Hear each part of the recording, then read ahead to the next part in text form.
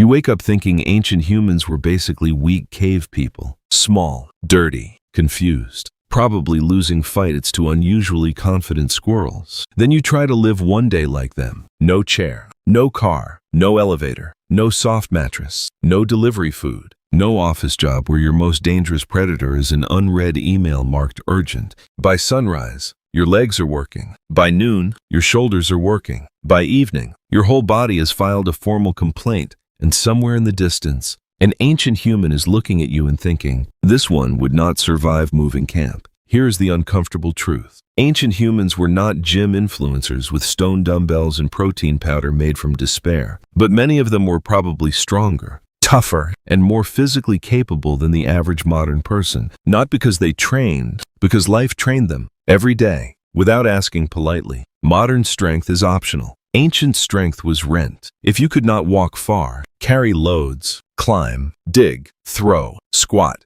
lift, drag, and keep moving when tired, the world did not say, take a rest day. The world said, interesting, the hyenas will be informed. For most of human history, your body was not something you maintained after work. Your body was the work.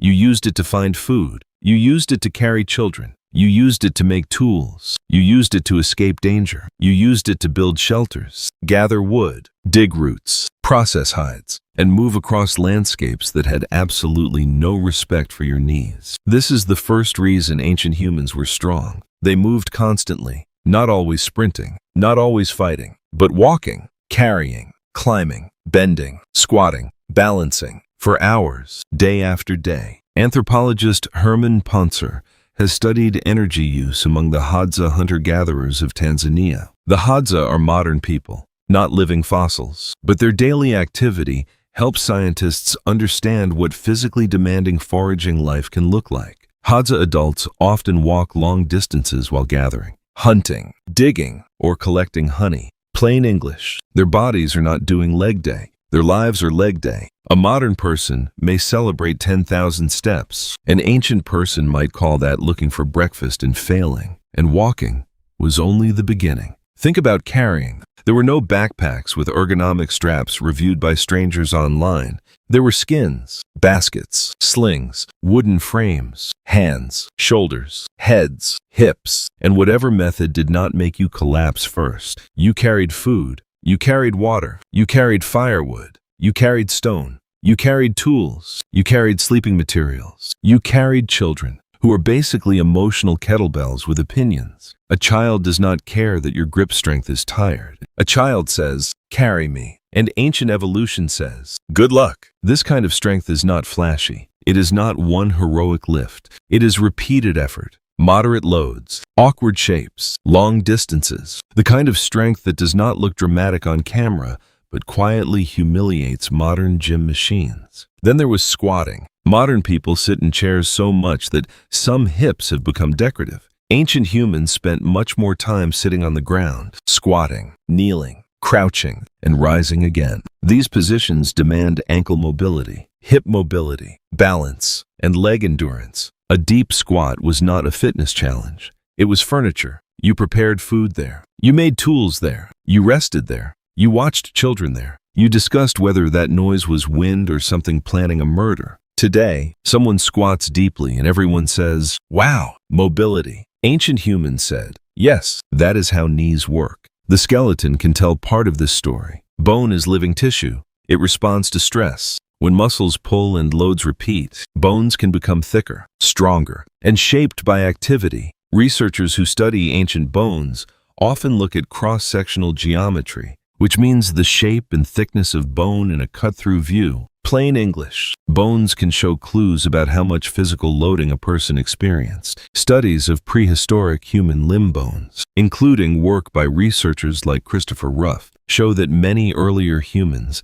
had robust bones, compared with many recent sedentary populations. Robust does not mean everyone looked like a superhero. It means their bodies were shaped by regular physical stress. Walking over rough ground changes you. Carrying loads changes you. Throwing, digging, climbing, and kneeling change you. Your skeleton listens, and it keeps receipts. But strength was not only muscle, it was endurance. Ancient humans were persistence machines. Humans are not the fastest animals. You will not outrun a horse. You will not outclimb a leopard. You will not outmuscle a bear, unless the bear is extremely old and has given up emotionally. But humans are excellent at long-distance movement. We sweat efficiently. We cool our bodies while moving. We have spring-like tendons, large glute muscles, and feet built for repeated impact. Daniel Lieberman and Dennis Bramble famously argued that endurance running may have played an important role in human evolution. The idea is not that every ancient human jogged cheerfully across the savannah like a motivational poster. The idea is that our bodies have features useful for long-distance travel and, in some contexts, persistence hunting. Persistence hunting means tracking and pursuing an animal until heat and exhaustion weaken it. Plain English, you do not beat the animal by being faster. You beat it by being annoyingly durable. That is very human, not majestic, deeply irritating. Imagine being an antelope. You escape. Good. Then the sweaty ape appears again. You run. The ape appears again. You rest. The ape appears again. At some point, you must wonder if the universe has made a mistake. This endurance mattered beyond hunting. Moving camp required endurance. Searching for water required endurance. Following tracks required endurance. Returning with food required endurance. Ancient life was not one workout. It was a low-level marathon with occasional panic. Hands were another major advantage. Ancient hands were not just for holding spears. They made things: stone tools, wooden shafts, fiber cords, baskets, clothing, scrapers, points, traps, fire drills. Tool-making demands grip strength, finger control, wrist stability, and patience. Knapping stone is the process of striking stone to remove flakes and shape an edge. Plain English, controlled violence against a rock until it becomes useful. Do it badly, and you make gravel. Do it well, and you make a blade. Now repeat that skill for years. Your hands become strong. Your forearms become strong. Your shoulders learn the rhythm. Even food preparation was physical. Grinding seeds, pounding roots, scraping hides, butchering animals, breaking bones for marrow. These were not kitchen tasks. These were workouts disguised as chores. Women were not standing aside from this story either. In many foraging societies, women gather food, dig tubers, carry loads, process plants, carry children, and travel long distances. Researchers such as Kara Okabak have argued that prehistoric women were likely highly physically capable, with endurance and strength shaped by demanding daily labor. Plain English, the idea that ancient men were strong and ancient women were delicate background characters is nonsense. Wearing a costume. Everyone worked, everyone carried, everyone adapted. Now here's the troll twist. Ancient humans may have been stronger in practical ways, but they were not healthier in every way. Do not romanticize it too hard. They had injuries, infections, parasites, broken bones, dental problems, cold, hunger, pain, no antibiotics, no surgery as we know it, no chiropractor telling them their pelvis is a little out. Ancient strength came with a price. Their bodies were tough because the world was tough. That is not the same as comfortable.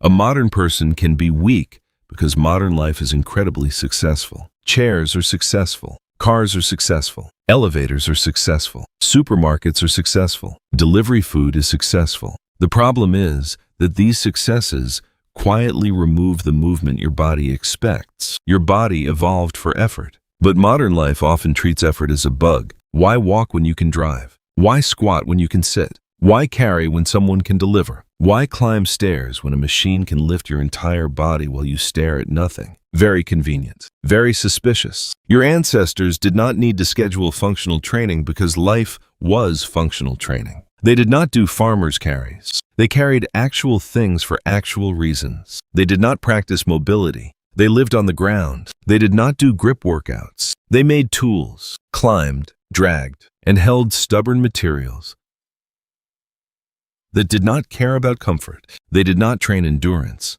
They followed food until the food made a mistake. So were ancient humans stronger than modern people. In many everyday physical abilities, probably yes. Not always bigger, not always faster, not magically superior, but more capable in the movements that daily survival demanded. More durable walkers, better squatters, more accustomed to carrying, more comfortable on rough ground, more prepared to use the whole body all day. The average modern person is not weak because humans are weak. The average modern person is weak because modern life is soft in very clever ways. And softness is addictive.